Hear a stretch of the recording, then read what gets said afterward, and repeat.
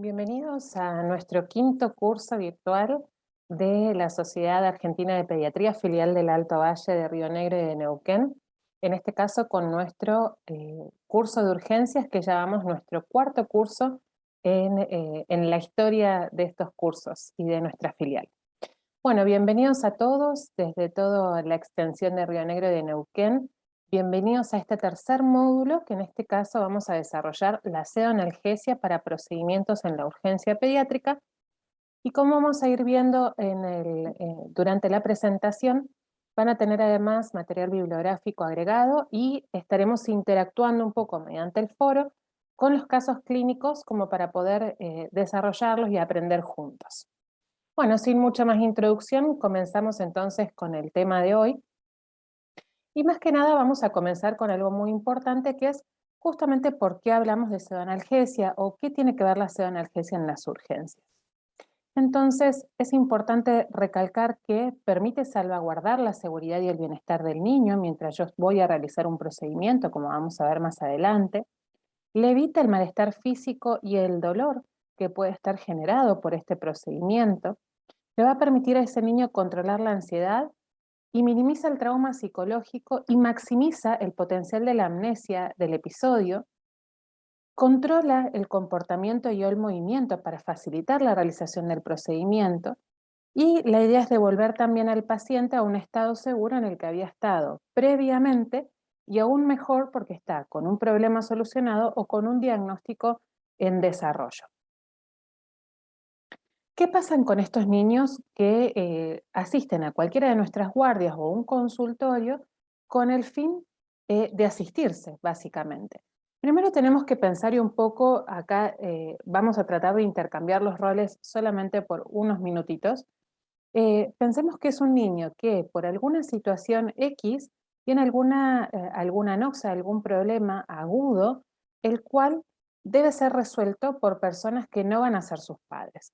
Entonces, no solamente vamos a tener este problema, como decíamos recién, sino que además lo vamos a tener que sacar de la zona de seguridad, de su hogar o de su hábitat más común, el cual ya solamente el problema que tiene, vamos a suponer un traumatismo de cráneo, un trauma de miembros superiores, un cuerpo extraño en el ojo. Bueno, como vamos a ver más adelante, hay múltiples procedimientos, pero ya el procedimiento, la situación en sí, eh, es una situación que puede generarle dolor físico y que le puede generar ya mucho miedo. Encima de todo esto lo llevan a un lugar desconocido. En ese lugar desconocido va a ser asistido, por supuesto, por personas desconocidas. Ahora en pandemia, peor aún, esas personas desconocidas están con una escafandra, con barbijos, con antiparras, con una ropa particular, y muchas veces hasta la misma situación de tener que entrar a este lugar ya de por sí genera mucha ansiedad. Por eso esta imagen del niño con esto como una situación de pesadilla, ¿no? Entonces, muchas veces nos encontramos con estos niños en una situación a resolver, que debemos resolverla, y nos encontramos nosotras mismas en nuestras guardias con estas frases, ¿no?, que yo les puse alrededor de este niño. Me quiero ir, tengo miedo de que me cortes, de que me pinches, eh, o muchas veces también el temor a, si ya habían pasado por algo similar, volver a remover la situación de malestar que le generamos previamente. Esto, por supuesto, esta situación de malestar, de ansiedad, generan los niños y aún en nosotros cuando nos vemos en una situación justamente así de alerta, una alerta de todos los sentidos y una situación de hiperalgesia y de mayor ansiedad. Esto además va a traer recuerdos. Entonces acá, ¿por qué traigo esto de los recuerdos? Porque tenemos dos posibilidades de niños. Uno es el niño que ya tuvo algún procedimiento previamente, o que estuvo en la guardia o estuvo en el consultorio por otra situación, en el cual se le fue generado dolor o ansiedad, entonces recuerda, y esto sería como un círculo vicioso, también esto le va a dar hiperalgesia. O podemos generar por primera vez un encuentro desagradable con ese niño y dejarlo marcado de ahora en adelante. Entonces, ¿a qué voy con todo esto de tratar de ponernos en el lugar del niño? Todas estas sensaciones generan hiperalgesia, y por lo tanto la hiperalgesia y la ansiedad me va entonces a provocar una situación absolutamente molesta para nosotros y para el niño, por supuesto, y para la familia que lo acompaña, pero no solamente molesta por la situación molesta en sí, sino porque se contrapone con una atención de calidad para ese niño. Y también, antes de comenzar con la clase en sí, derribar dos grandes mitos. Uno es, los más pequeños no sienten dolor, la ansiedad no existe en los niños se olvidan rápido de todo. Este lamentable mito en realidad hace que muchas veces los neonatos o los niños más pequeños, los lactantes, les tengamos que hacer procedimientos en los cuales no tenemos en cuenta que les va a doler y les genera ansiedad igual. Y lamentablemente otra de las cosas es que nos lleva muchas veces a agarrar a los chicos, muchas veces a la fuerza para hacer algún procedimiento, teniendo la idea o la fantasía nosotros como adultos de que se va a olvidar rápido. Y esto es absolutamente una gran mentira. Las vías anatómicas y biológicas de transmisión del dolor están presentes y son funcionales desde la época fetal. Y por supuesto, el recién nacido en adelante se desarrollarán aún más. Todos los sistemas fisiológicos de protección ante el dolor es verdad que son inmaduros, pero existen. Y este desequilibrio, ojo, porque va a generar además un umbral de percepción bajo y una capacidad de nocicepción más intensa y difusa en el espacio. Hoy se conoce que el dolor agudo produce cambios adversos a corto plazo y que el dolor reiterado o crónico altera su procesamiento posterior. Esto estamos hablando, ¿no?, cuando sean más grandes. Los sistemas de respuesta ante el estrés y el neurodesarrollo a largo plazo en esos individuos van a estar profundamente alterados.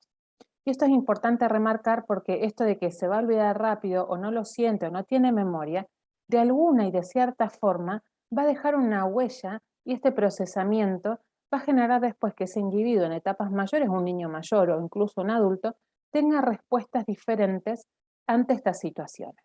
Entonces, fíjense aún hasta qué importante es tener en cuenta, ¿no?, la sedación y la analgesia para estos niños. Y otra de las cosas, el segundo mito es, no existe la ansiedad y el dolor iatrogénicos. Es decir, si yo tengo que hacer tal procedimiento, se lo voy a hacer porque lo tengo que hacer. La verdad que esto no tiene que ver con iatrogenia, es lo que yo como mi deber de médico debo hacer. Y esto también es un gran mito porque si bien es cierto que yo tengo que hacer determinados procedimientos porque es un bien mayor, hay formas de hacer esos procedimientos en los cuales yo no implico ningún daño posterior. Y esto también es importante remarcarlo porque también tenemos esta fantasía nosotros los médicos de decir, bueno, como es el bien mayor, lo vamos a hacer de esta manera y se terminó, porque es mucho mejor hacerlo que no hacerlo. Es cierto, pero hay mejores formas de hacerlo. Y ahora sí vamos a comenzar un poco con las definiciones y las mediciones para después arrancar con la analgesia en el procedimiento propiamente dicho. Cuando hablamos de analgesiar, vamos a hablar de calmar el dolor sin producir intencionalmente sedación. Y esto es importante porque muchas veces, depende de la medicación que utilicemos, podemos generar ambas cosas, pero no es la idea. La alteración de la conciencia puede ser un efecto secundario de la medicación que estamos administrando, pero es importante remarcar esto. Y el segundo punto que quiere decir sedar. Sedar, vamos a hablar de llevar a un estado caracterizado por la disminución de la actividad y la excitación. Y el procedimiento de sedación va a ser definido como un continuo, que va desde una sedación mínima hasta la anestesia general. Y como vamos a ver más adelante, nosotros nos vamos a mover en un punto intermedio sin llegar a la anestesia general, porque eso va a ser patrimonio del anestesista, y no con un niño absolutamente despierto y sin sedación para permitir esto que estábamos charlando. Comencemos con sedación. La Sociedad Americana de Anestesistas definió 4 niveles generales de sedación: la sedación mínima, moderada, profunda y la anestesia general. Para poder definir cada uno de los puntos existe una escala que está mundialmente utilizada y que nosotros desde la Sociedad Latinoamericana de Emergencias Pediátricas abogamos el uso, es la escala de Ramsay. La escala de Ramsay está hecha para niños justamente y nos permite en este caso conocer, tras la administración de medicaciones particulares para la sedación, volver a medir en qué situación está mi paciente. Esta es la escala de Ramsay, la tienen dentro del material bibliográfico complementario, nosotros nos vamos a mover en un rango de seguridad entre un 2 a un 5, es decir, un niño despierto pero colaborador, hasta un niño dormido que pueda tener una respuesta lenta pero que responde a algún estímulo, y nunca vamos a buscar la escala de Ramsay de grado 6, donde ya es el anestesista quien provoca esta situación de no respuesta. Con respecto a la analgesia, la valoración inicial tiene como objetivo una valoración cuantitativa, ¿no? Con el fin de establecer una planificación terapéutica. La medida de la intensidad del dolor constituye la base para aplicar la terapia de analgesia de forma correcta y proporcionada, evitando, por supuesto, que sea ineficaz o que se presenten efectos adversos evitables por múltiples dosis o una elección de un fármaco inadecuado. Las escalas de dolor, vamos a utilizar diferentes escalas según la edad del paciente. Vamos a utilizar, como vemos acá, la escala de Flack para los niños menores de 3 años, e incluso si bien está en su inicio había sido realizada pensando en los neonatos, vamos a utilizarla en todo niño que no tenga la capacidad de poder comprender el dolor y poder verbalizarlo. La escala de Flack se llama así por sus siglas en inglés, de los patrones que tengo que observar, que es la escala, las piernas, la actividad que tiene el llanto y la capacidad de consuelo, y voy a ir observando qué es lo que hace este paciente con su cuerpo y con su estímulo que pueda tener o no de consuelo, y vamos a ir poniendo números. Lo bueno que tiene la escala de Flack es que va a ser comparable con las otras escalas, ya que va a ir del 0 al 10, siendo el 10 el dolor más fuerte o más máximo del dolor imaginable. Y después tenemos estas dos escalas, que son las escalas también muy conocidas, la escala facial, que la voy a utilizar desde los 3 años en adelante, sobre todo para aquellos niños que pueden verbalizar, pero que quizás todavía no tienen una gran comprensión de los números, pero sí de las sensaciones que les transmiten estas caras. Y la escala numérica, donde sí la voy a utilizar en los niños mayores de 7 años, donde directamente se le pide un número de dolor. Y es comparable de vuelta al 10, al dolor máximo, al dolor más insoportable, contra el 0, que es el no dolor. Estas escalas además no solamente se dividen por edad, sino que es interesante poder utilizarlas según lo que observamos que ese niño tiene como desarrollo, ¿no? Por eso los niños, por ejemplo, con algún trastorno del desarrollo, podemos adecuar la utilización de la escala no por su edad, sino por sus características. Entonces, cuando hablamos de pseudoanalgesia, es importante verlo como un todo que va desde un inicio y un momento muy importante que es previo a la pseudoanalgesia propiamente dicha, y después un espacio de post-pseudoanalgesia que es igual de importante. Cada uno de estos puntos tiene una gran importancia, no debe ser pasado en alto y solamente llevar a la pseudoanalgesia y quedarme con esto. Entonces vamos a comenzar como si fuéramos por tiempos y comenzaremos con la situación previa a la pseudoanalgesia. Vamos a ver que hay varios puntos antes de que yo administre un fármaco determinado, y es que yo tengo que elegir bien el paciente, tengo que conocer mi espacio de trabajo, tengo que conocerme a mí mismo si es que soy capaz de poder responder ante una situación adversa, y además tengo que conocer cuál es el procedimiento que se le va a realizar y poder categorizarlo. Entonces, una de las primeras preguntas es, ¿el personal que lo va a hacer es adecuado y suficiente? ¿Cómo respondo a esta pregunta? Básicamente el personal que va a realizar la pseudoanalgesia idealmente debe ser diferente al que realiza el procedimiento, sobre todo si el procedimiento requiere de pseudoanalgesia algo más profunda o si es un procedimiento mayor. Como vamos a ver más adelante, por ejemplo, en este caso estaríamos hablando de una reducción de una fractura. En este caso necesitamos al médico pediatra que trabaje en la pseudoanalgesia y al traumatólogo que trabaje en la reducción de la fractura. En la reparación de una laceración un poco más compleja, serán entonces en este caso 2 pediatras para poder realizar este procedimiento. Es importante que estas personas que sean diferentes de las que hacen el procedimiento sepan hacer y estén entrenados en RCP, que es justamente el efecto adverso más temible, pero a la vez menos usual. En procedimientos que requieren sedación mínima y se permite un control visual y verbal, podría ser el mismo profesional. Por ejemplo, si tengo que sacar un cuerpo extraño en particular o hacer un lavado ocular, lo cual no requiere una sedación demasiado profunda, sí puede ser el mismo profesional el que haga ambas cosas. Pero para tener en líneas generales, recordar que si el procedimiento va a llevar un tiempo determinado o requiere de demasiada atención, tendrán que ser personas diferentes. Entonces ahí tenemos la primera pregunta para responder. Nuestra segunda pregunta es, ¿el paciente tiene capacidades para poder hacerse una pseudoanalgesia en una guardia, en un consultorio? ¿O en realidad no debería yo ni siquiera meterme con este paciente a hacer pseudoanalgesia para el procedimiento? Y acá tenemos dos puntos importantes. Primero con un interrogatorio y segundo con un examen físico muy somero.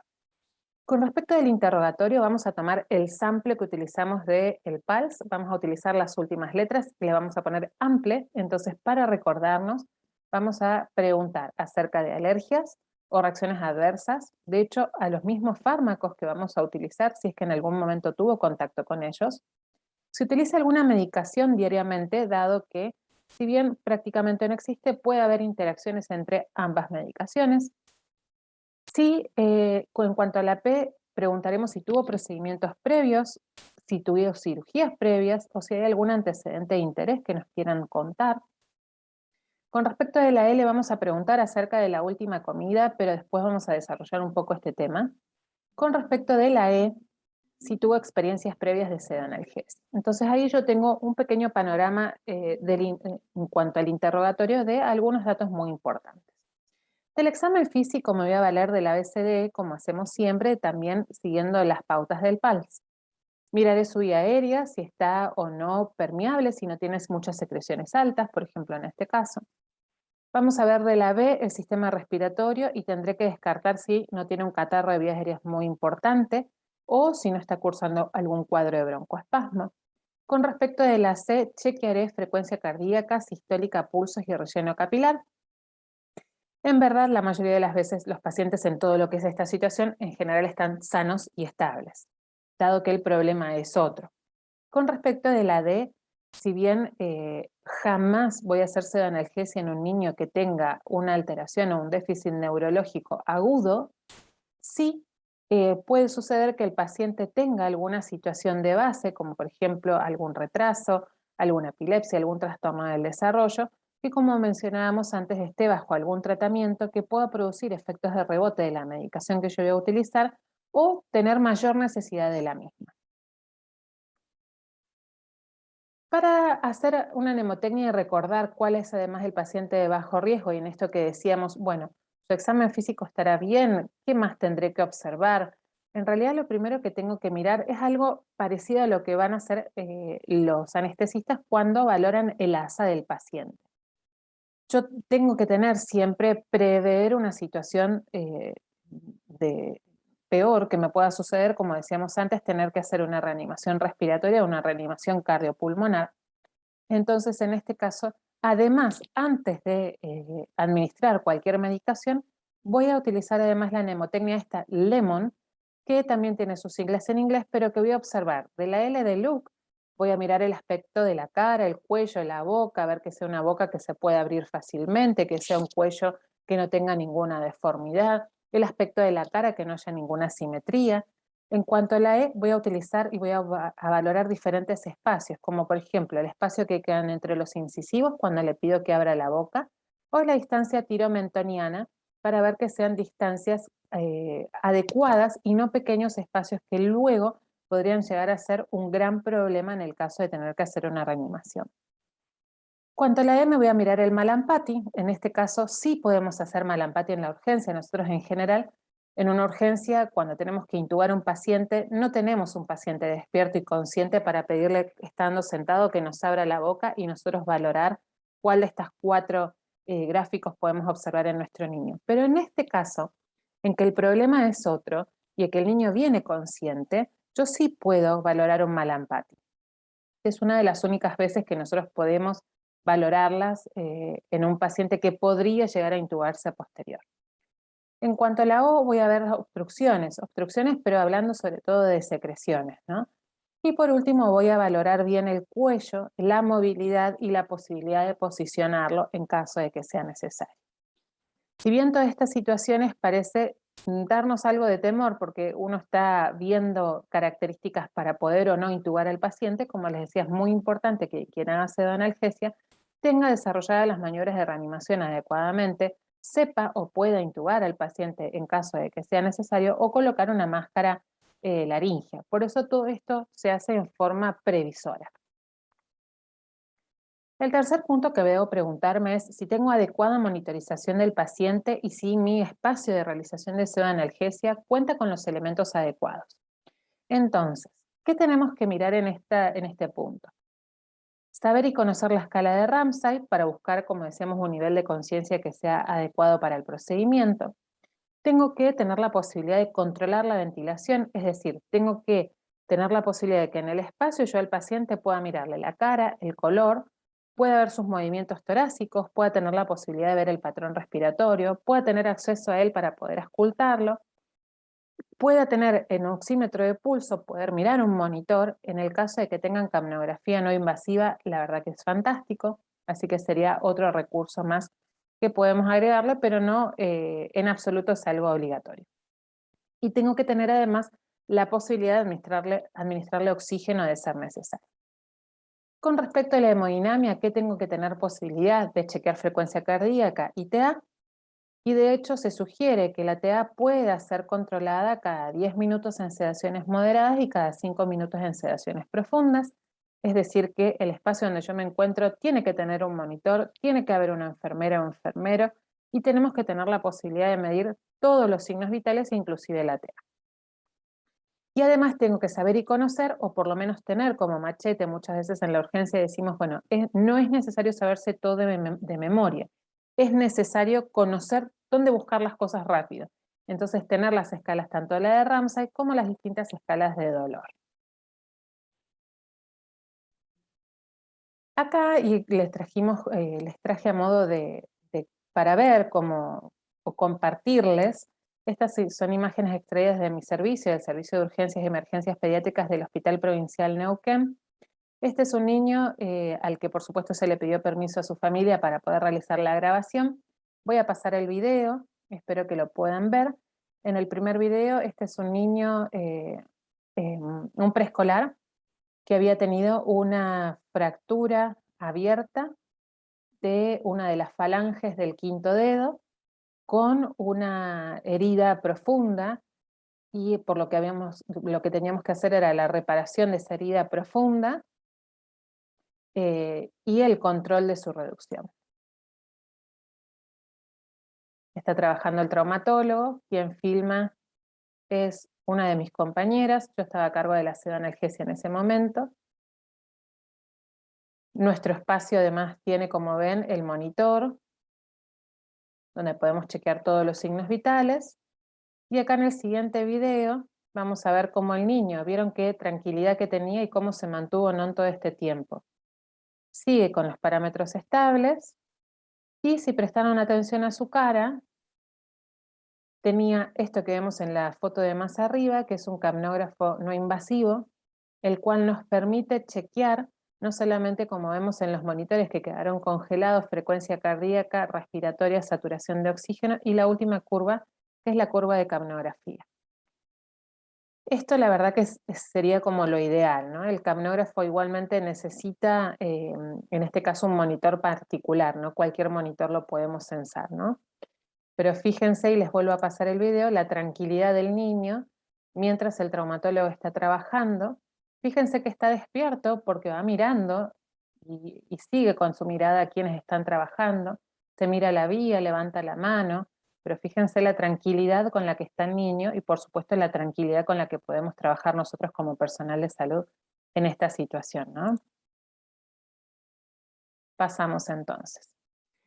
Bueno, y como último, la explicación del procedimiento de la pseudoanalgesia y el consentimiento del adulto responsable. Esto es importante, si bien nosotros no solicitamos consentimientos informados para cualquier cosa que vayamos a hacer en una sala de urgencias, sí es importante saber que la mayoría de estos procedimientos, si bien tienen relativa urgencia, no todos deben ser hechos en el mismo segundo en el que ingresa el paciente y nos da, por supuesto, tiempo de poder explicarles a las familias y poder tener su consentimiento de que nos permitan realizar esto, ya que nos va a generar a todos una mejor situación de trabajo y una mejor situación para el niño.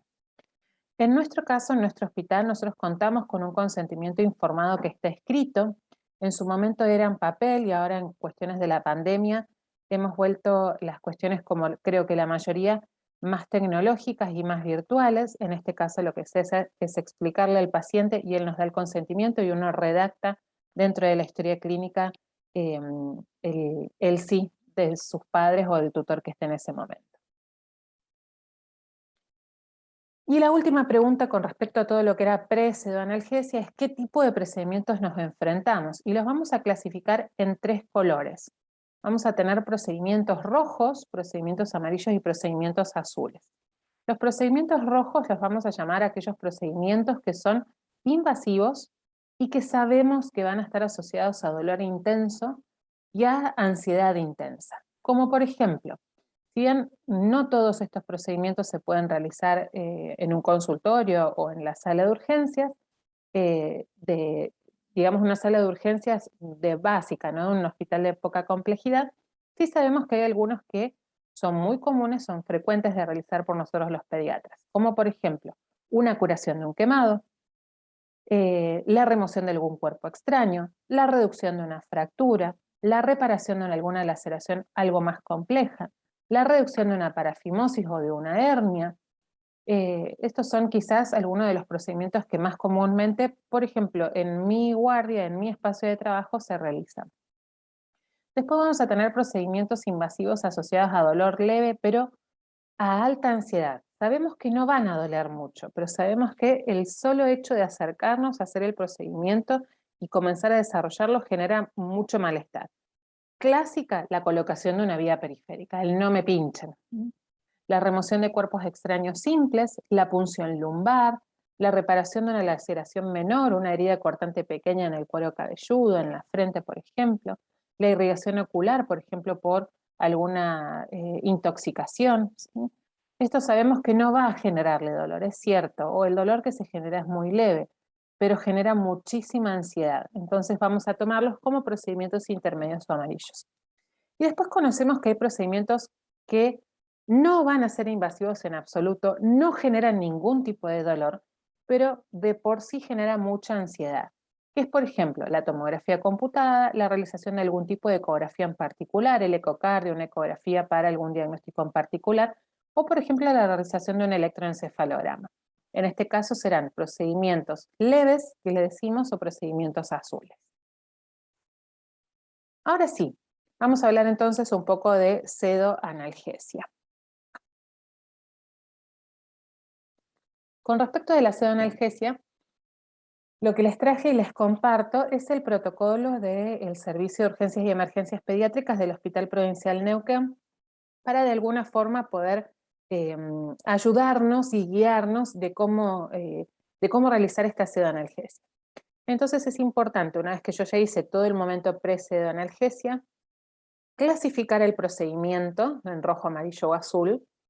Todos los procedimientos requieren de técnicas no farmacológicas, por eso lo técnicas no farmacológicas atraviesa cualquier tipo de procedimiento, y después tendrá técnicas farmacológicas que deberán ser elegidas según el tipo de procedimiento. Bien, vamos entonces a las técnicas no farmacológicas como para comenzar. Importante no desmerecerlas, no menospreciarlas, dado que las técnicas no farmacológicas se ha visto que colaboran muchísimo en la menor utilización de dosis e incluso en la no repetición de dosis en la medida que voy haciendo el procedimiento. Van a ir viendo en la medida que yo voy pasando las diapositivas que tienen algunos enlaces de YouTube agregados. Eso es muy importante, si en algún momento los pueden ver, yo se los voy a dejar dentro del foro para que les sea de fácil acceso. Es material audiovisual complementario que corresponde al Hospital San Juan de Dios de Barcelona, el cual fue proclamado uno de los hospitales sin dolor para los niños. Así que es fantástico que nos hayan compartido estas técnicas. Comencemos entonces con nuestra parte. De las técnicas no farmacológicas, creo que lo más importante y uno de los ansiolíticos más importantes, sobre todo para los niños mayores, y para los acompañantes es informarles, es saber qué le vamos a hacer. Es tan importante que incluso les recomiendo que vayan relatando lo que se va haciendo en la medida del procedimiento y siempre que el niño lo desee, ¿no? Esto también es importante, relatar algo que el niño no desea escuchar también es muy desagradable, pero ser claros en la información y explicar que la pseudoanalgesia, cuáles son los beneficios y qué es lo que nos permite hacer versus, y ojo con esto porque muchas veces, según como nosotros les expliquemos esto, puede hacer que incluso los mismos familiares transmitamos nuestro temor a utilizar ciertas medicaciones y el familiar mismo desista de tener que hacérselo por el temor que yo le estoy transmitiendo. Además de técnicas no farmacológicas que tengan que ver con la información y el contexto. Normalmente uno trata, en la medida que se es más empático con el niño, de que el contexto sea un contexto más amigable, ¿no? Padres que lo acompañan, de hecho, si pueden abrazarlos o estar a UPA de sus cuidadores, es la verdad que parece una práctica pava o algo tonto, pero en verdad esto les genera muchísimo bienestar. Realmente si tiene que estar en decúbito obligado, que sea un lugar que sea visualmente agradable, ¿no? Muchas veces nosotros, y no es necesario para el procedimiento, pero a toda costa acostamos al chico y lo ponemos mirando a los techos. No sé cuántos de ustedes miraron los techos de los lugares de trabajo, pero la mayoría de las veces son techos blancos, rasos, con luces que te dan fuerte en la cara. Muchas veces son lugares que no están en muy buen estado, entonces podemos encontrar manchas de humedad. La verdad, en general, los invito a que vean los techos de los lugares de trabajo de cada uno. No llaman a nada agradable, ¿no? Y otra de las cosas es el respeto ante la situación. Es decir, yo como personal que voy a entonces hacer la pseudoanalgesia, me muestro calmada, me muestro en un contexto de tranquilidad. Y esto es muy importante, ¿no? Fíjense qué diferente a lo que vamos a ver como contexto no amigable, en este caso sería un niño. Vamos a suponer una reparación de una herida pequeña en el cuero cabelludo. Este niño está sentado a UPA de sus padres, quienes lo abrazan en este caso, o supongamos que tiene que estar acostado y ve un techo amigable, escucha personas tranquilas, escucha la voz, la voz de su madre, la voz de su padre, que son también unos excelentes ansiolíticos. Fíjense, la mayoría de las veces, si no nos damos cuenta, trabajamos en contextos no amigables. Muchas veces es, bueno, papá, mamá, espere afuera o quédese lejos, y esto queda fuera de la visual y de la escucha del niño. Muchas veces apenas llega el paciente, tac, lo acostamos enseguida, porque es la posición en la que naturalmente evaluamos a los niños, en la que naturalmente los ponemos. Y es una situación desagradable, ¿no? Y uno se siente absolutamente a la espera de cualquier cosa y demasiado expuestos, ¿no? Y muchas veces y no nos damos cuenta, personal que grita, pásame esto, pásame lo aquello, me olvidé tal cosa, entra y sale del espacio, se ríe mientras charlamos otra cosa, che, ¿viste tal cosa? ¿Viste lo que pasó? Qué hambre, ¿qué habrá para comer? Y con gente fuera del espacio de trabajo, ¿no? Incluso a veces que entra, sale, nos abre la puerta. Y muchas veces no nos damos cuenta, pero los contextos no amigables son los que en general y lamentablemente encontramos en los momentos de procedimientos, ¿no? Y en los momentos de pseudoanalgesia. Este es nuestro techo, también les traje una imagen de nuestro techo de la sala de procedimientos de nuestro SUEP, de la sala de urgencias y emergencias pediátricas del Castro. Esto fue hecho por nosotras mismas médicas pediatras del equipo, que decidimos justamente al comenzar a ahondar sobre la pseudoanalgesia, nos dimos cuenta que nuestro techo, justo la cara del paciente daba contra ese cuadro, que es un cuadro que tiene mucha luminaria, y da contra el sensor y contra el aire, que le da justamente directamente a la cara, ¿no? Entonces era muy desagradable. Llenamos nuestro espacio con planetas, bueno, estos marcianitos, astronautas y demás, que además nos permiten contarles una historia, o muchas veces los mismos padres, y ambos mirando hacia arriba, contarles y fantasear un poco con otra situación que nos saque y nos desconcentre de la situación de procedimiento al niño, ¿no? Otras técnicas no farmacológicas importantes, y en parte la comenté recién, esta es acerca de las historias y la imaginación, sobre todo en los chicos más pequeños, utilizar contenidos audiovisuales, este niño de, bueno, te presto el celular y vemos tal video, miramos tal canción, utilizar burbujas, ahora en épocas de pandemia no las podemos utilizar, pero muchas veces esto también es la fantasía de lo agradable, ¿no? Dentro de lo agradable. El acompañamiento a la respiración, esto muchas veces lo hacemos en conjunto, quienes vamos a hacer la sedoanalgesia, enfermeros, médico, el niño, muchas veces los padres también. Así nos ayudamos a relajarnos y a tranquilizarnos para lo que vamos a realizar. La abeja Bussi, que ahora les muestro qué es, todavía y lamentablemente no la pudimos obtener, parte por la pandemia, parte por el precio, porque no es un insumo que sea nacional, es un insumo que es de afuera, entonces, bueno, genera algunos gastos que no podemos afrontar todavía.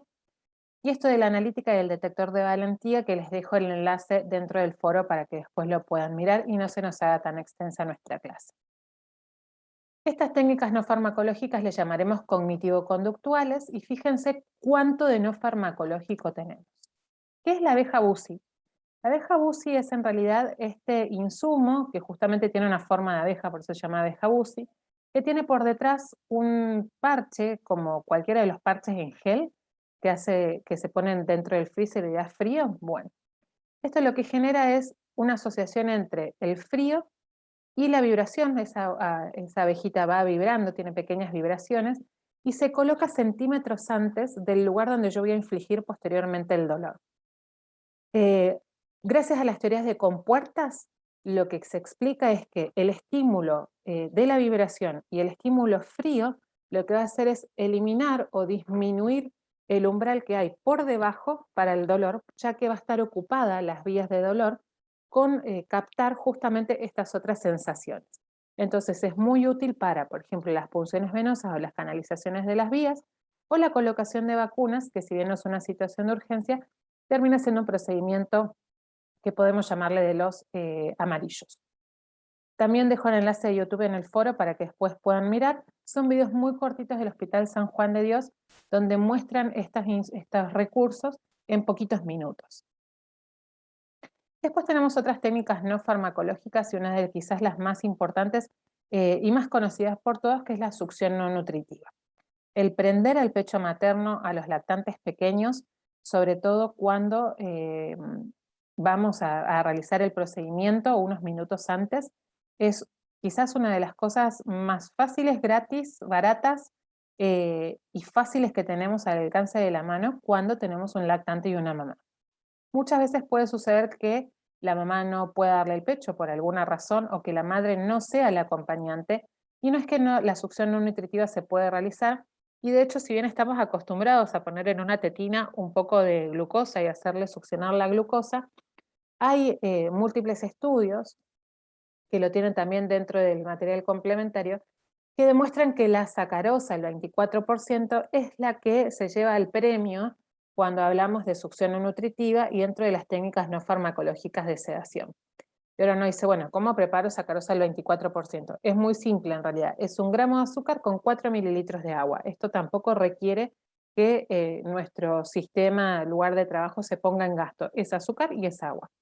Esto se puede administrar directamente en la cavidad oral o se puede administrar a través del chupete o a través de la jeringa lentamente. La idea es que comience en los minutos antes del procedimiento, así como prendemos al pecho antes del procedimiento también al niño. Y la idea es ir administrando de 2 mililitros en la medida que lo necesite. También en este caso tienen un nuevo enlace que quedará compartido en el foro. Pasamos entonces ahora sí, a la pseudoanalgesia y las técnicas farmacológicas, que seguramente es lo que más les interesa, pero por favor les pido que no olviden lo anterior y que le den fuerza y que le den importancia a las técnicas no farmacológicas. Cuando hablamos entonces de técnicas farmacológicas, vamos a utilizar y vamos a depender de qué procedimiento vamos a realizar. Yo en este caso, como les traje nuestro protocolo del servicio, les traje las medicaciones que frecuentemente utilizamos y que tenemos quizás más a mano, que es el midazolam, que todos los guardias, todas las guardias los tenemos porque lo utilizamos para otras cosas, como por ejemplo para una urgencia epiléptica. La morfina, que todas las guardias también lo tenemos porque lo utilizamos para otras cosas, así como la ketamina, y el fentanilo porque son medicaciones que utilizamos para intubar. Entonces, no son medicaciones raras y es lo que tenemos todos en nuestras guardias. Después tenemos, dentro de los procedimientos amarillos, el paracetamol, el ibuprofeno o la dipirona, también son medicaciones que tenemos todos. Y para los procedimientos no invasivos, acá tenemos hidrato de cloral o midazolam, entiendo que no todos tenemos el hidrato de cloral y de hecho está un poco en desuso. Importante, y como vemos el asterisco en el midazolam, está contraindicado como ansiolítico en los menores de 6 meses, donde voy a utilizar entonces la succión no nutritiva en vez del midazolam. Entonces, cuando estoy hablando de la parte farmacológica importante, tengo que decidir qué fármaco voy a usar, según, como vimos recién, el procedimiento, ¿no? Ver qué vía voy a utilizar, voy a, según la vía y la medicación que voy a utilizar, conocer cuáles son las contraindicaciones, ver cuáles eran los efectos secundarios, recordar si teníamos antídoto o no, e importante, una vez que lo administro, esperar el tiempo de inicio de acción. Y esto va a ser en tiempo, una vez llegado al Ramsay entre el 3 y el 5 y el paciente sin dolor, comenzar entonces mi procedimiento. Con respecto a las vías que voy a utilizar, y ahora lo vamos a ver un poco, lo ideal es que yo no inflinja dolor justamente administrando la medicación. Entonces, voy a utilizar la vía oral o la vía intranasal cuando el procedimiento no requiere de una vía, y utilizaré la vía endovenosa justamente cuando mi paciente ya tenga que quedar internado, cuando necesite la vía para después, cuando el procedimiento en sí requiera, por ejemplo, además la administración de un antibiótico endovenoso. Es decir, voy a tratar de primar la utilización de otras vías de administración por sobre la endovenosa, y acá vamos a sacar un nuevo mito, que no es que la medicación y cualquiera de los fármacos que vamos a mencionar sea más efectivo endovenoso que administrado de otra forma. Vamos a ir viendo entonces cada una de las medicaciones. Si bien son fármacos conocidos, como les decía recién, vamos a recordar algunas cosas importantes de cada fármaco. Midazolam. El midazolam sabemos bien que es una benzodiazepina de vida media corta y por eso nos interesa tanto utilizarla para la pseudoanalgesia. Es un ansiolítico que puede provocar de sedación mínima a moderada, genera en algunas ocasiones amnesia anterógrada y recordemos que no es un analgésico, por lo tanto jamás puede ser utilizado solo, salvo que vayamos a hacer, por ejemplo, uno de los procedimientos azules. ¿Tiene efectos secundarios? Sí, tiene efectos secundarios. Los más importantes quizás y los más temidos son todos los que tengan que ver con la parte respiratoria de hipoventilación y de apneas, pero es importante recalcarles que siempre las apneas y las hipoventilaciones que se han visto están en relación a dosis elevadas o a velocidades de infusión endovenosas muy rápidas. Entonces, importante en ello, como les decía recién, utilizar y echar mano de todo lo no farmacológico para no tener que utilizar dosis repetidas, por ejemplo. Existen otros efectos adversos, sí, la hipotensión arterial, poco frecuente, las neurológicas, somnolencia, sedación, amnesia, que es justamente lo que yo quiero buscar en este caso. Y en el 2% de los pacientes en general, y esto es incluyendo a los adultos, se ha visto que pueden dar excitación paradojal. Si bien es más frecuente en los niños, ese porcentaje que está mencionado es para un 100% de pacientes de población general. Importante cuando yo lo administro por vía intranasal, que puede dar algo de picazón y de ardor, y eso es importante explicarle al niño si es más grande o a la familia para que entienda de que es algo que es transitorio. Va a estar contraindicado, por supuesto, cualquier hipersensibilidad al fármaco y en los pacientes con glaucoma, que la verdad que es extraño encontrarlo en los niños. Como vamos a ver en esta guía, esta tabla que les traje, el midazolam vamos a utilizar la misma ampolla para cualquier tipo de administración que yo elija, ya sea endovenosa, intramuscular, intranasal o vía oral. La misma ampolla es la que se abre y se administra. En el caso de que sea endovenoso, lo utilizaremos a las dosis que están mencionadas aquí. Se puede dar intramuscular, pero la verdad que cada vez está más en desuso de las vías intramusculares, así sea, por ejemplo, para una dipirona. En el caso del midazolam prácticamente es inexistente la administración de este fármaco así, pero se puede y está descrito su realización. El intranasal, y acá viene una novedad, el midazolam tiene una muy buena absorción por vía intranasal, pero sí requiere una dosis mayor a la que utilizamos endovenoso y también puede ser administrado vía oral. Fíjense que en las columnas de al lado tenemos inicios de acción y efectos máximos, y esto es importante. ¿Por qué?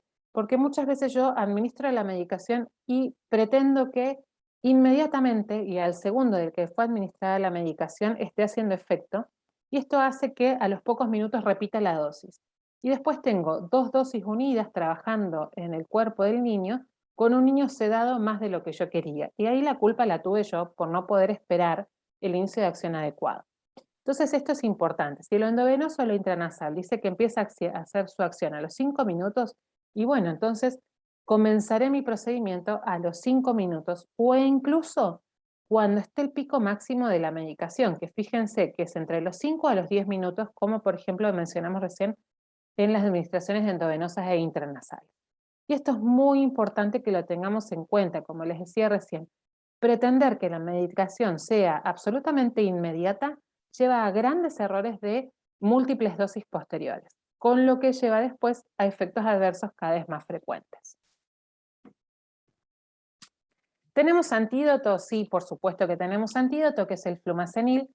La dosis es a 0,01 miligramos por kilo endovenoso, que es la dosis que utilizamos habitualmente, con el máximo de 0,2 miligramos dosis total. Y acá tenemos una novedad, y por eso está ese hombrecito en verde.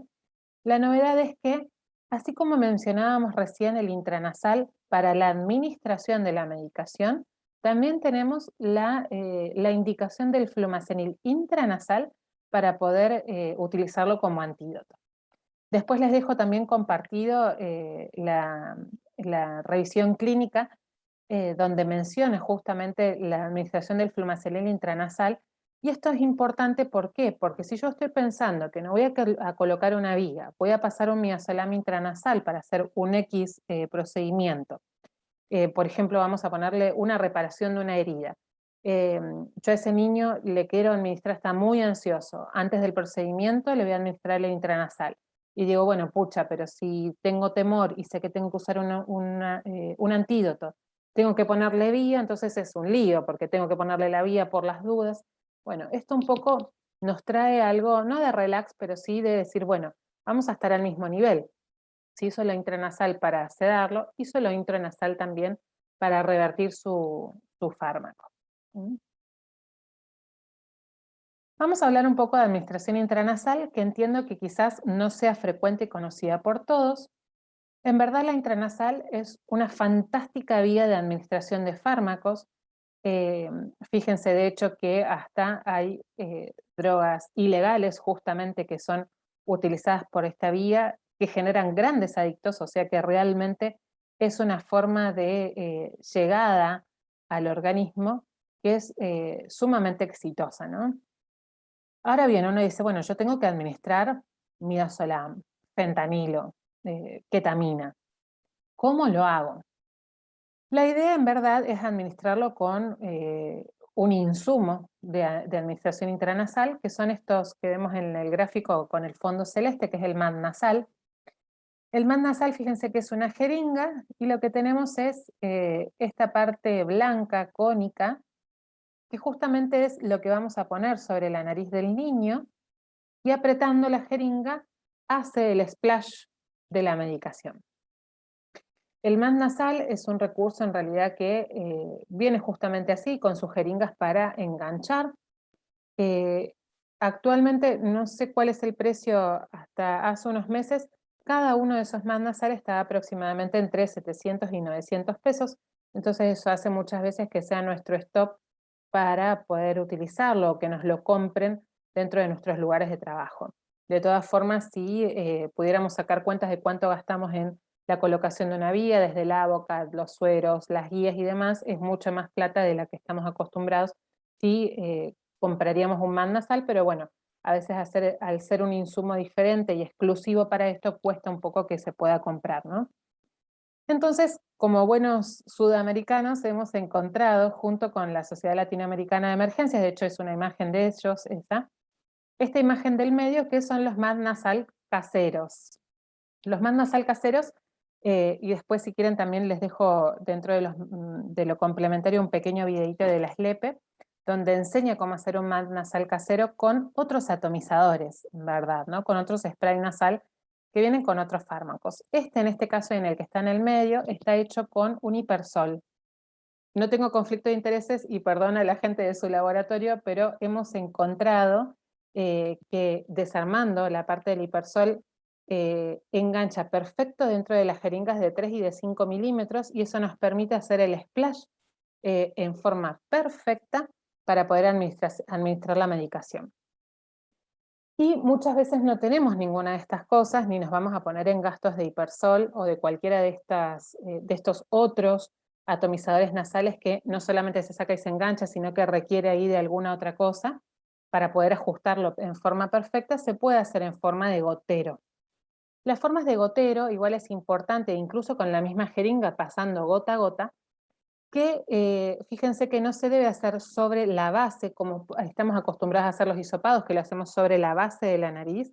Nosotros en este caso tenemos que ir hacia arriba, donde tenemos justamente toda nuestra red de vasos que va a llegar directamente desde el bulbo olfatorio, directamente al cerebro. Entonces, por eso es tan rápido y es tan comparable a la vía endovenosa. Fíjense que justamente al llegar a vías cerebrales mucho más rápido, pasando por alto la circulación cardíaca, tenemos una medicación que es segura y que es rápida de administrar.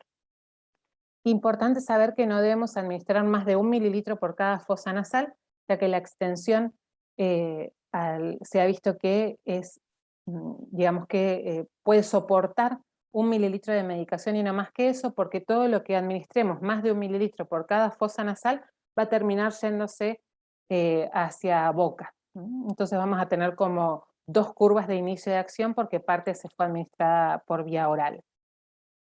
Es muy importante recalcar entonces de la administración intranasal que va a generar un inicio rápido, no necesitamos agujas, entonces no vamos a infligir nuevamente dolor.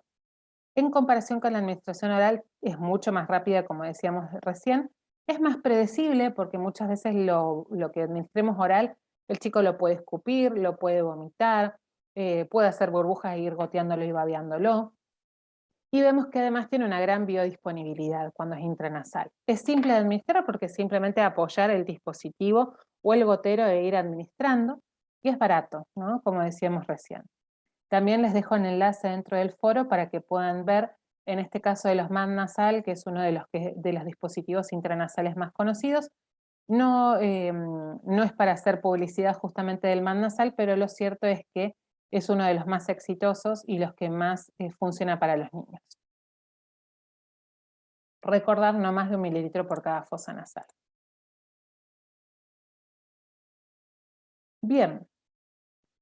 ¿Qué otras cosas, siguiendo con lo intranasal, van a ver en el artículo que les dejo de complementario, que no solamente vamos a poder pasar midazolam, sino que podemos pasar ketamina, fentanilo, los antídotos que decíamos recién, como el flumazenil, y vamos a ver más adelante como la naloxona, e incluso está descrito el uso del haloperidol como antipsicótico. O sea, vean qué importante es la vía intranasal. Si bien no es la idea explayarnos sobre esta vía en este momento, reconocer que dentro de la pseudoanalgesia es una de las vías más importantes, era algo que les quería transmitir. Sigamos con los fármacos. Entonces, habíamos dicho dentro de los ansiolíticos, el midazolam, si bien se puede utilizar el lorazepam o incluso el diazepam, sabemos que tienen vidas medias algo más largas y que pueden ser en cierta forma algo más erráticos, y por eso el midazolam es uno de los más elegidos. Pero se podría utilizar las otras benzodiazepinas también. Dentro de la morfina, bueno, sabemos que la morfina es un opioide de un efecto analgésico potente, que tiene efectos secundarios temidos, sobre todo la depresión del sistema nervioso central, que es más probable en los menores de 3 meses, y por eso vamos a ser muy precavidos en el uso para estos niños. Dan náuseas y vómitos, y esto nos puede suceder frecuentemente, y por eso muchas veces la morfina debe ser administrada junto con algún antiemético como la metoclopramida. Nos puede dar somnolencia, y esto es lo que les mencionaba al principio, muchas veces utilizamos analgésicos que pueden generar además algo de ansiólisis, y no es mi idea, pero en conjunto, termina dando en conjunto ambas situaciones. ¿Está contraindicado? Sí, por supuesto, la alergia o cualquier, ya sea la morfina o cualquier otro opiáceo.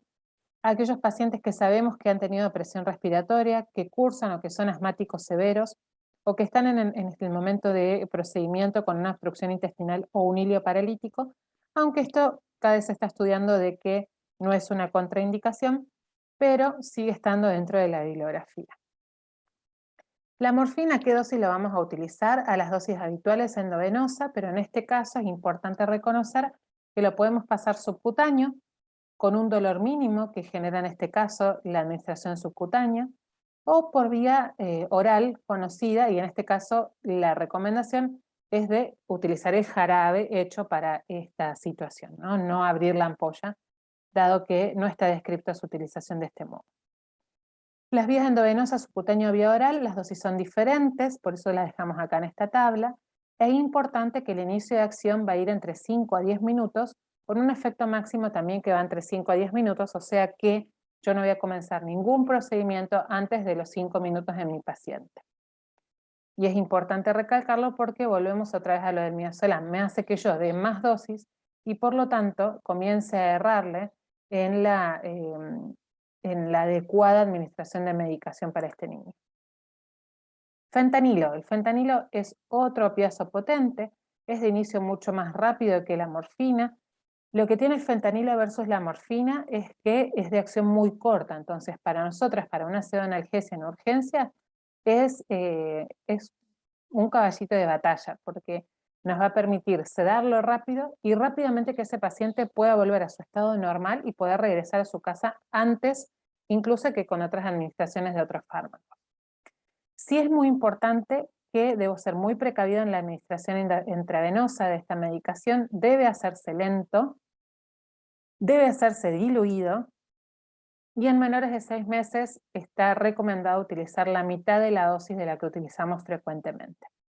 ¿Tiene efectos secundarios importantes? Sí, la depresión respiratoria, el tórax rígido, que quizás es más conocido cuando vamos a intubar a un paciente, utilizamos el fentanilo como fármaco de secuencia de intubación rápida, pero es importante reconocer que estos dos efectos secundarios aparecen cuando yo administro altas dosis y las administro rápido.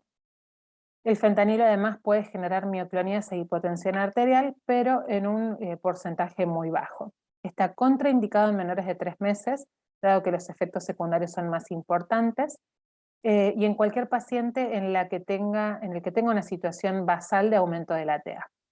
¿Tiene un antídoto? Sí, tenemos antídoto, que como vemos más adelante, es la naloxona a las dosis habituales. Y de vuelta viene el hombrecito con esto de la novedad, porque así como charlábamos con el flumazenil y el midazolam, podemos decir lo mismo con la morfina, el fentanilo y la naloxona. Con respecto del fentanilo tenemos dos formas de administración, la forma endovenosa, que quizás le tengamos un poco más de respeto.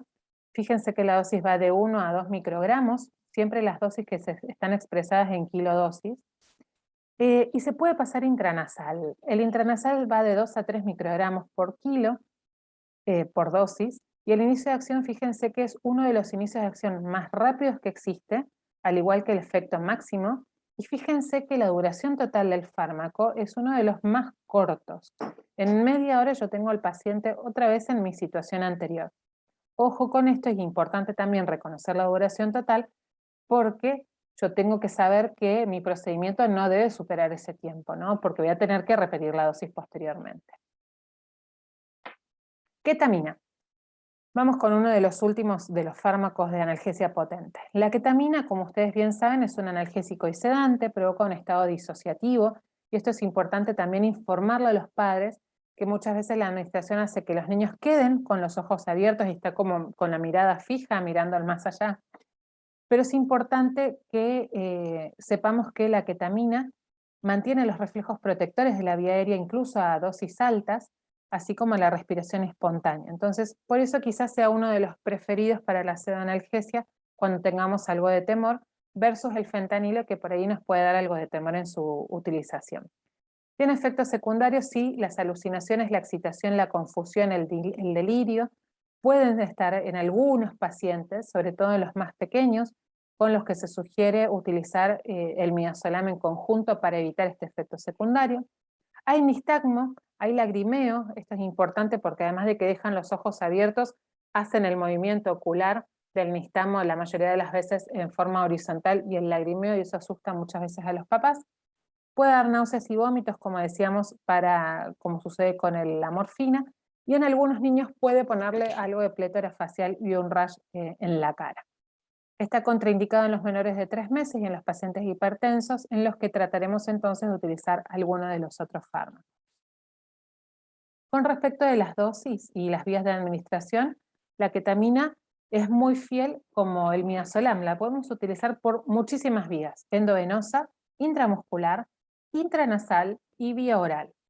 En este caso no existen preparados como existe, por ejemplo, para la morfina, un jarabe de morfina, y nos va a pasar lo mismo que con el midazolam o incluso con el fentanilo, ¿no? Voy a abrir la ampolla que tengo y que normalmente uso para el endovenoso, para todo, para lo intramuscular, para lo intranasal e incluso para la vía oral. Eh, Otra vez la recomendación de recordar el inicio de acción, que es muy rápido, el efecto máximo, que es rápido cuando lo administro de todas las formas, menos la vía oral, que es la que más tarda. Y lo que tiene la ketamina es que tarda mucho en, en cuanto a lo que es la duración total.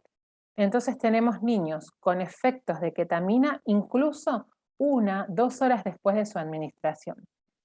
Por eso la ketamina, la idea es utilizarla para procedimientos quizás que nos lleven un poco más de tiempo y quizás empezar a dejarla un poco de lado y animarnos un poco más con el fentanilo. Hidrato de cloral. El hidrato de cloral viene en preparados magistrales, por lo cual deben ser solicitados por los lugares de trabajo y como no tienen una comercialización, sino que deben ser preparados justamente, no viene una marca de hidrato de cloral, no es de los fármacos que normalmente tengamos en las guardias. Genera sedación sin pérdida de conciencia y no tiene ninguna propiedad analgésica, y eso es importante. Tiene efectos secundarios que cada vez se van demostrando más efectos secundarios y por eso está cada vez más en desuso. Y tiene contraindicaciones importantes, aunque en pacientes poco frecuentes como aquellos con disfunciones hepáticas, renales o cardiopatías graves.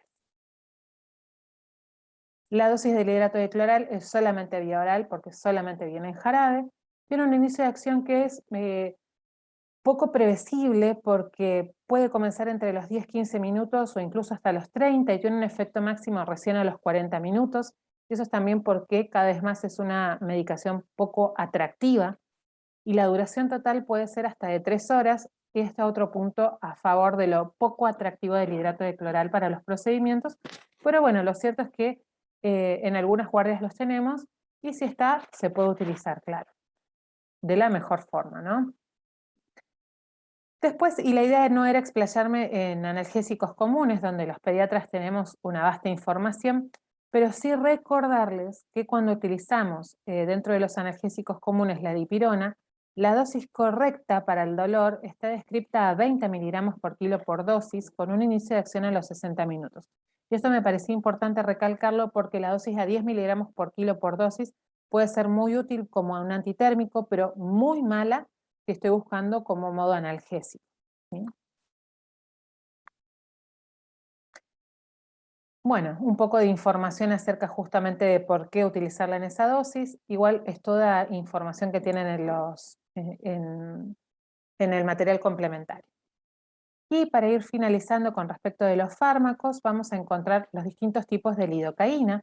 Vamos a encontrar la de lidocaína para infiltración cutánea, gel, crema, e incluso la lidocaína, la urológica, la rosa, que la vamos a utilizar para todo lo que sea mucosas.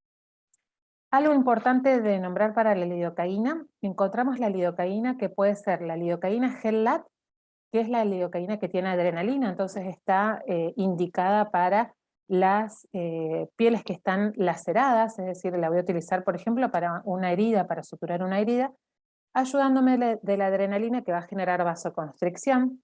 Y voy a dejar el EMLA para las pieles sanas, en este caso es una combinación de lidocaína y pirilocaína y no tiene adrenalina como tiene el GELAT. Ojo igualmente, y esto, bueno, les voy a ir comentando seguramente más adelante porque son nuevos artículos que han ido saliendo, que el EMLA incluso, hay estudios que están valorando poder utilizarlo incluso para las pieles laceradas, como es el GELAT, obviamente el que al no tener la adrenalina no voy a tener el efecto vasoconstrictor, ¿no? Y después tenemos las otras lidocaínas más frecuentes, la lidocaína que viene en la solución viscosa, eh, las soluciones, como les decía recién, para mucosas, o directamente las soluciones para infiltrar. En ese caso, y la recomendación, y vuelvo al cuadro anterior, lo podemos tamponar, y esto me va a permitir que la lidocaína arda menos, que es otra cosa desagradable en el momento de, por ejemplo, la infiltración, que da mucho ardor o sensación como de cristalización en la piel. El tamponarla con bicarbonato me permite que este efecto no suceda. Igualmente, ojo con la cantidad de bicarbonato que se pone porque se sedimenta, entonces me es imposible después infundirlo a través de la aguja. La relación debería ser 9 mililitros de lidocaína a 1 mililitro de bicarbonato. Y por último tenemos, como vemos en la figura del medio, la lidocaína al 2% que viene en gel, viene en jalea. Esta no tiene ningún agregado ni de prilocaína, ni de adrenalina, ni de ninguna otra cosa. Y esta, al ser lidocaína pura, se puede utilizar tanto en heridas abiertas o en pieles sanas. Y en este caso es lo que nosotros, por ejemplo, contamos como recurso dentro de nuestro hospital, ya que puede ser utilizado para cualquier situación. Recordar siempre, siempre, siempre que todos estos geles, puestos de una u otra forma, tardan entre 20 a 30 minutos en hacer efecto, por lo cual, o hasta 40, cuando yo, por ejemplo, pongo directamente el gel de la lidocaína en una herida abierta, si es que pretendo después suturarlo de esa forma. Importante, como les decía recién, ser respetuosos con los inicios de acción. Un recordatorio, entonces el gel LAC recomendado solo para heridas abiertas, el EMLA por ahora para piel sana. Más adelante quizás tengamos algo de novedades en su utilización en otras situaciones. Y la idea es, haciendo este recorrido entonces acerca de la sedación y la analgesia farmacológica, la pregunta es, ¿cuándo arranco con el procedimiento? Entonces, como fui espoleando un poco durante la charla, siempre lo haré cuando el paciente esté sin dolor y cuando el paciente esté colaborador con mi procedimiento. Esa colaboración puede ser voluntaria, porque el paciente está relajado y está tranquilo, o puede ser no tan voluntaria porque está justamente bajo una sedación intermedia realizada por mí, dado a los fármacos que haya utilizado. Recordar entonces entre el RAM6 y entre el 3 al 5 la recomendación para una sedación adecuada.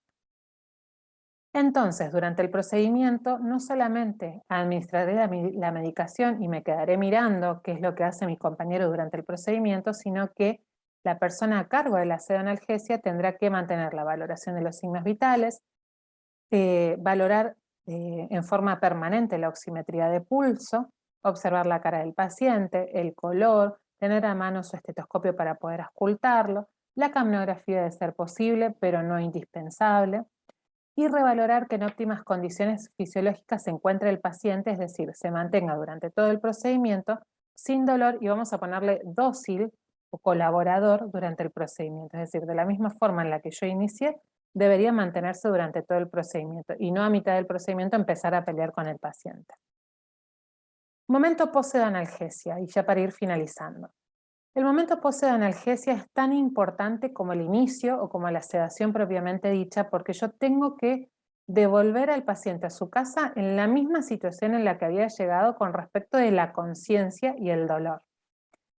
Nunca debería darle del alta a mi paciente antes de los 30 minutos de administrada la sedanalgesia, porque es prácticamente imposible que cualquiera de los fármacos que yo haya utilizado dejen de tener efecto en el cuerpo de este niño. Entonces, ¿con qué debe cumplir mi paciente? ¿Con un sensorio normal? ¿Con una función neurológica igual al inicio del procedimiento? ¿Con una vía aérea normal? ¿Con una tolerancia oral normal? Y en esto no le vamos a pedir que coma, simplemente que dé algunos tragos de agua y ver que los pueda tolerar. Que esté controlado el dolor y por supuesto que haya un adulto responsable en el cual yo pueda darle las indicaciones, no solamente respecto de la situación o el problema que lo trajo, sino también la recomendación de que en las próximas horas esté en lugares que no lo pongan en riesgo, que no suba, por ejemplo, a lugares donde se pueda caer, que esté siempre bajo la mirada de un adulto durante las próximas horas para mayor seguridad. Lo que nosotros siempre decimos en el servicio es, el niño que se puede volver a casa después de la sedanalgesia es el que se puede sentar solo y toma unos sorbos de agua sin vomitar y sin hacer arcadas. El niño en general es como recomendación. Por supuesto, el niño que mayor de 6, 7 meses que pueda sentarse normalmente solito, ¿no? Hablando siempre de los niños en que en condiciones normales lo pueden hacer. Es importante, y si les parece adecuado, y muchas veces es importante para las familias, que se lleven estas recomendaciones por escrito y poder charlar acerca de la pseudoanalgesia y qué es lo que ellos tendrán que valorar luego, como por ejemplo comidas livianas, sueños controlados y un poco de acompañamiento mayor. Con respecto del ayuno, y justamente ahora aquí se menciona la comida, es importante recordar, y de todas formas lo tienen dentro de la bibliografía complementaria, que cuando yo tengo que hacer un procedimiento de urgencia, ese procedimiento de urgencia, al ser urgente, el paciente no requerirá horas de ayuno como voy a buscar para una anestesia, justamente porque voy a trabajar en un estado de un RAMSAI de 3 a 5 y no con un paciente anestesiado. Ahora bien, si el procedimiento que yo debo realizar no es estrictamente urgente, se puede recomendar 1 a 2 horas de ayuno mientras puedo ir valorando otras cosas del paciente o incluso ir administrando la medicación y esperar su inicio de efecto máximo, ¿sí? Esto es importante reconocerlo porque no es como una anestesia donde yo voy a tener que esperar 6 a 8 horas de ayuno, sino que puedo realizarla según la necesidad de urgencia de mi situación o de mi procedimiento. Entonces, ya para finalizar, recordar que la pseudoanalgesia forma parte de la atención integral, segura y empática de todos los niños que se presentan a las guardias y que requieren un procedimiento. Es importante que dejemos de lado estos métodos de forcejeo, de contención contra la voluntad del niño, esta situación de que le inflijo más dolor y le inflijo temor a este chico con el fin o el bien mayor de realizar X procedimiento. Esto realmente debemos velar en que la atención empiece a ser una atención de calidad que pueda mirar todos los aspectos del niño y no solamente poner el objetivo en que tengo que hacer tal cosa y la hago de todas formas, ¿no? Y poder llegar a que el niño, como el que está en la fotito, haya tenido su reducción de las fracturas, su curación de la quemadura o de lo que fuera que haya que hacerle, siempre en una situación de mayor tranquilidad posible, y como van a ir viendo en la medida que vayan explorando la pseudoanalgesia en sus servicios y en sus lugares de trabajo, cómo uno como personal de salud trabaja muchísimo mejor y de calidad también, ¿no? Así que bueno, un poco para llevar la pseudoanalgesia y la importancia que es dentro de una atención de calidad, si es lo que yo quiero para nuestros servicios o nuestros lugares de trabajo. Así que bueno, finalizamos entonces acá la presentación del tercer módulo, que es de pseudoanalgesia en la urgencia pediátrica. Los invito entonces ahora a ir viendo los casos clínicos y respondiendo. La idea es que vayan preguntando, que vayan comentando, de hacerlo interactivo. Les comparto también el material complementario para que puedan ir leyendo. Son manuales, guías, la verdad que son bastante amigables todas para la lectura. Y por supuesto que quedo a disposición para cualquier pregunta que quieran realizar mediante el foro. Les dejo también mi contacto de mail y por supuesto muchísimas gracias a la Sociedad Argentina de Pediatría, de la filial del Alto Valle de Río Negro y de Neuquén, por mantener el curso a pesar de la pandemia y por acceder a este tema que nos trajo hoy. Muchísimas gracias y nos vamos viendo, nos vamos charlando por el foro. Chau, chau.